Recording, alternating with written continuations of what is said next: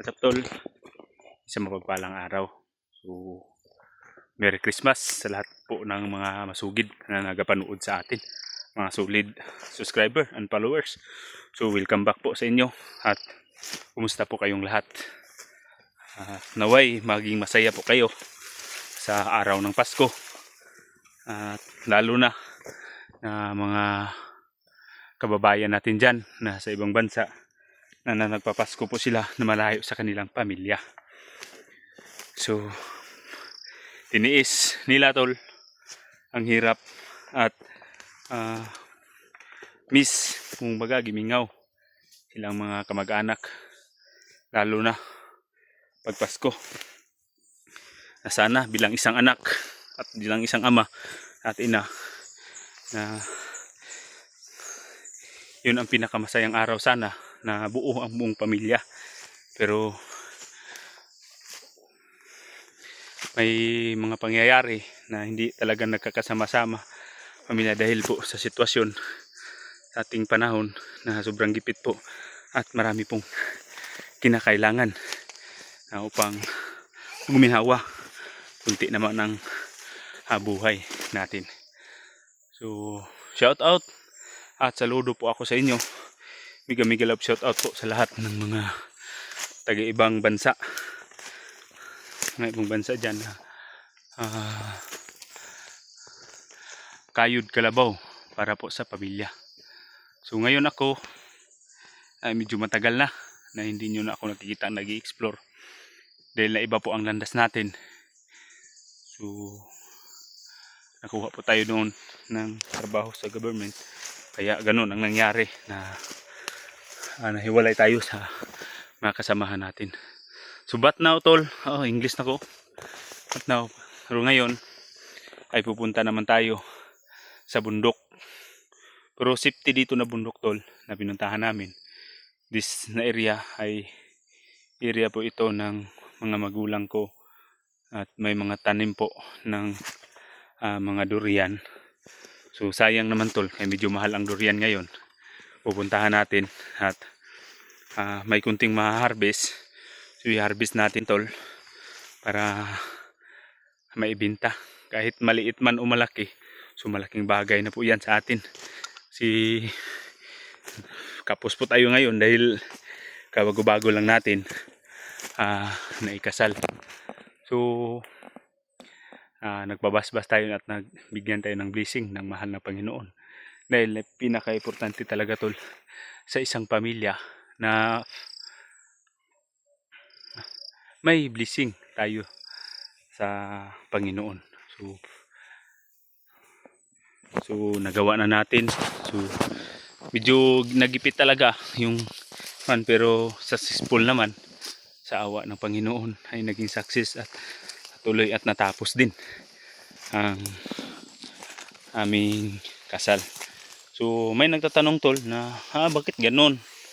Tagal na kayo nagsama, bakit hindi pa kayo nakasal? Marami na kayong anak. So ganyan talaga, tol, ay may kaibahan talaga ang sitwasyon. Hindi kagaya noon. Dahil ako po at ay anak, mahirap lang po tayo. So kumbaga nauna po yung pag-aasawa at pag ng anak no, na hindi pa po kami sagrado noon. Hindi kami kasal, wala kami basbas noon. Ngayon lang sitwasyon, tol, ay sobrang gipit po talaga namin. At wala po na akong bata pa, ay naiwan na ako ng aking papa. At yung asawa ko man at bata pa rin, ay naiwan din siya ng kanyang papa. Pero kung baga, tol, ay kami lang po ang kumakayod para po ay kami po ay nakasal. So ilang taon, tol, kami nakasama, pero inuuna namin muna ng kalagayan. So nagbahay muna kami at nakapag-ipon-ipon kami, nakabili kami ng lupa, pinatayo ng bahay, nakatayo ng bahay. Kahit hindi pa tapos po yung bahay namin, so nakapag-isip-isip naman kami na wish namin na sana hindi pa to matapos yung this year ay makapanumpa na kami sa mata ng tao at mata ng Diyos na kailangan mabasbasan kami ng ating mga mahal na Panginoon.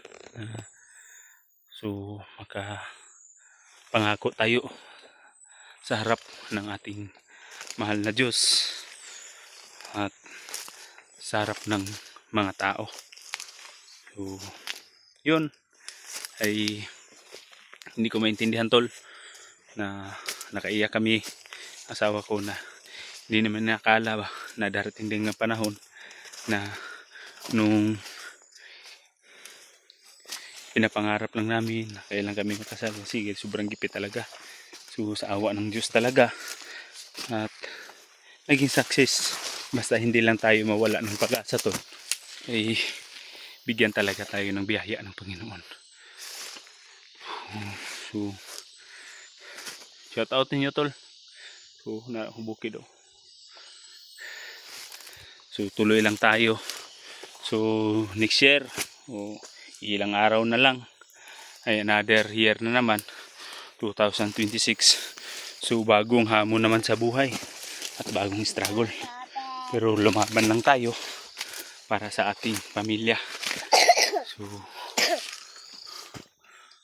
kat sa bukid.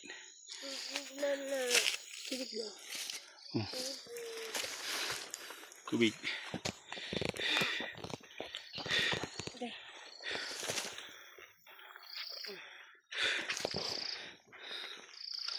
So shout out sa lahat, tol, no? Sa lahat ng mga kababayan natin. So, abang-abang na po kayo kasi ikakat ko na lang muna nitong video kasi sobrang tarik po ang daanan paakyat. So magko-continue mamaya na naman pag mag-harvest na kami ng durian. So yun, tol, thank you for watching.